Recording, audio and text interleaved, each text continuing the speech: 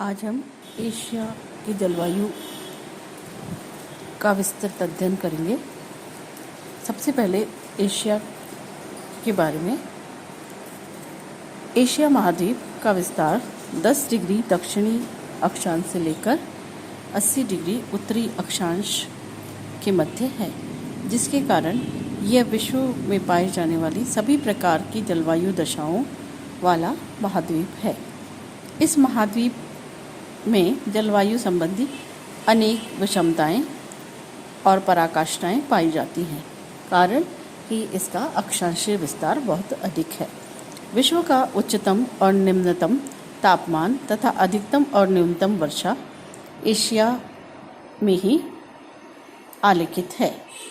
Asia में जलवायु की विषमता और विविधता को प्रभावित करने वाले कारकों में 3 अत्यंत प्रभावशाली कारक है।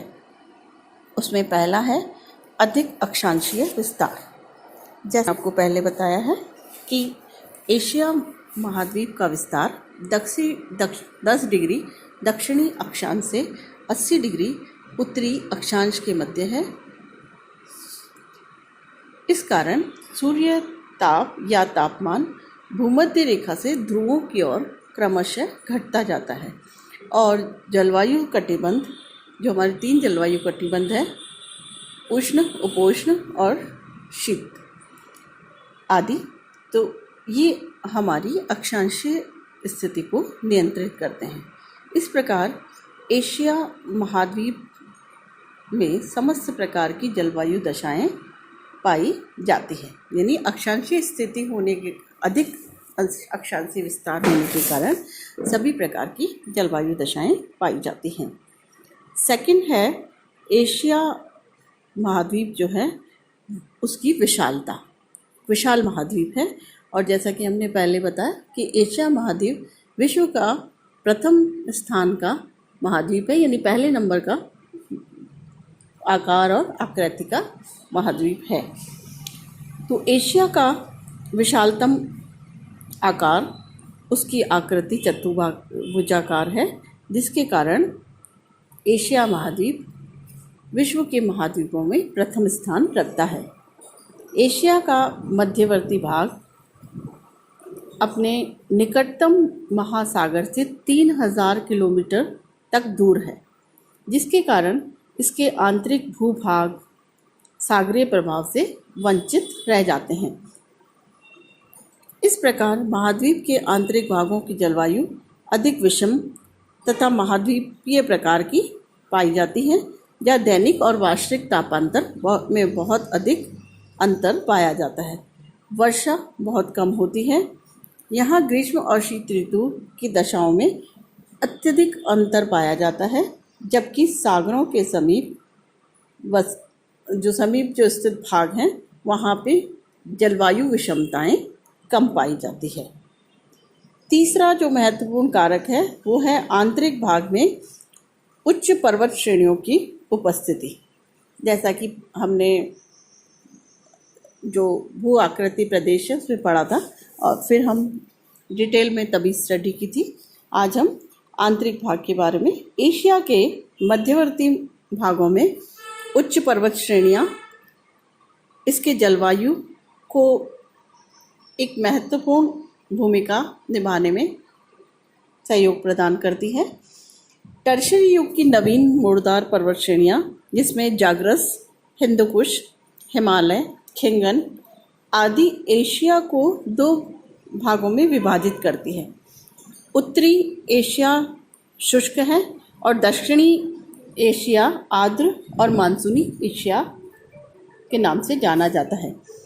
ये पर्वत श्रेणियाँ हिंद महासागर, प्रशांत महासागर से आने वाली आर्द्र यानी वाष्पयुक्त हवाओं को रोकती है और दक्षिणी पूर्वी और पूर्वी एशिया में वर्षा करवाती है, जबकि इसके पीछे मध्य एशिया के भूभाग इन हवाओं के न पहुंचने के कारण वर्षा से वंचित रह जाते हैं।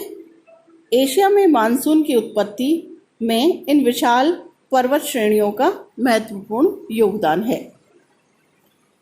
मध्यवर्ती एशिया की विशाल पर्वत श्रेणियों के अवरोध के कारण मानसून एशिया, जिसमें हम दक्षिण और दक्षिण पूर्वी एशिया और पूर्वी एशिया को मानते हैं, में भारी वर्षा होती है। तापमान और वायुदाब के वितरण में भी इन पर्वत श्रेणियों की अनेक महत्वपूर्ण भूमिका पाई जाती है।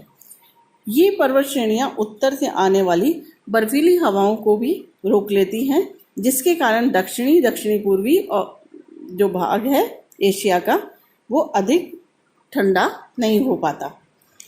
ये पर्वत श्रेणियां दक्षिणी एशिया की गर्म हवाओं को भी उत्तर की ओर नहीं पहुंचने देती, जिसके कारण उत्तरी भाग शीत ऋतु में बहुत अधिक ठंडा होता है। यानी कहने का मतलब ये है कि ये पर्वत श्रेणियां ठंडी हवाओं को भी नहीं आने देती हैं, जिसके कारण कि जो दक्षिणी और दक्षिणी पूर्वी एशिया जो है वो सर्दी में जम नहीं पाता या ज़्यादा वहाँ के तापमान कम नहीं हो पाते।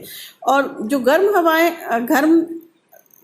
हवाएं हैं उनको भी उत्तर की ओर नहीं जाने देता, ताकि जो शीत ऋतु में या जो भी समय जो तापमान है वो उनकी गर्म हवाओं के कारण थोड़ा सा चेंज हो तो वहाँ पर शीत अधिक पड़ती है।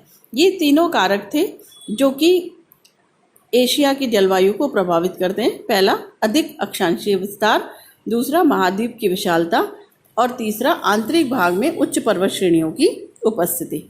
अब हम जलवायु दशाएं देखेंगे।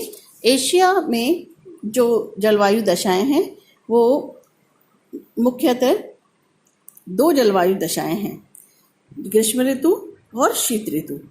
आज हम स्टडी करेंगे ग्रीष्मकालीन जलवायु दशाएं।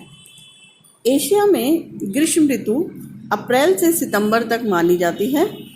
यह अवधि बसंत विषुव और शरद विषुव के नाम से के बीच की होती है।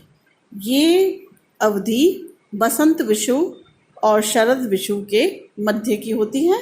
बसंत विषुव 21-22 मार्च से होता है, जब सूर्य की जो किरणें हैं वो लंबवत चमकती है, और शरद विषुव होता है 22 और 23 को, जब सूर्य की किरणें विषुवत रेखा पर सीधी चमकती है। विषुव का मतलब है कि जब सूर्य की किरणें विषुवत रेखा पर सीधी चमकती है। तो वो तिथि हो गई, एक तो मार्च के महीने की और दूसरी सितंबर की महीने की। ये दोनों जो तिथियां हैं या डेट्स हैं वो शरद और बसंत विषुव के नाम से जानी जाती है, जब सूर्य भूमध्य रेखा पर सीधा चमकता है। समझ में आ गया? इन दोनों ही परिस्थितियों में पूरे भूमंडल पर दिन और रात बराबर होते हैं। ये एक विशेषता है कि जब शरद और बसंत विषुव होते हैं तो तापमान जो है भूमध्य रेखा पर बराबर मतलब चमकने के कारण दिन और रात बराबर होते हैं। इसमें सबसे पहले जो फैक्टर काम करता है वो तापमान। 21 मार्च के पश्चात उत्तरी गोलार्ध का झुकाव सूर्य की ओर बढ़ने लगता है। 21 जून को सूर्य कर्क रेखा पर लंबवत चमकता है और उत्तरी गोलार्ध को सर्वाधिक सूर्यताप प्राप्त होता है, जिसके कारण संपूर्ण स्थल भाग पर तापमान में वृद्धि होती है। इस समय उत्तरी ध्रुवीय प्रदेश, जहां तापमान वर्ष के अधिकांश महीनों में शून्य के आसपास या उसके नीचे रहते हैं, वहां पर भी बर्फ, जहां पर हमेशा बर्फ जमी रहती है, तो तापमान 10 डिग्री सेल्सियस के आसपास पहुंच जाता है।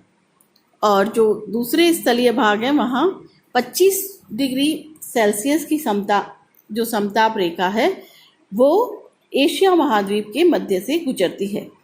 दक्षिणी एशिया में जो तापमान है वो 35 से 40 डिग्री सेल्सियस के आसपास पाए जाते हैं। इसलिए ग्रीष्म ऋतु में एशिया का दक्षिणी पश्चिमी भाग मरुस्थलीय होने के कारण और अधिक गर्म हो जाता है और दिन का तापमान 45 डिग्री सेल्सियस तक पहुंच जाता है। ग्रीष्म ऋतु में कभी कभी पाकिस्तान के जो स्थित जकोवाबाद है उसमें तापमान 50 डिग्री सेल्सियस तक पहुंच जाता है, जो कि सर्वाधिक तापमान पाया जाता है। दूसरा फैक्टर है वायुदाब और हवाएं।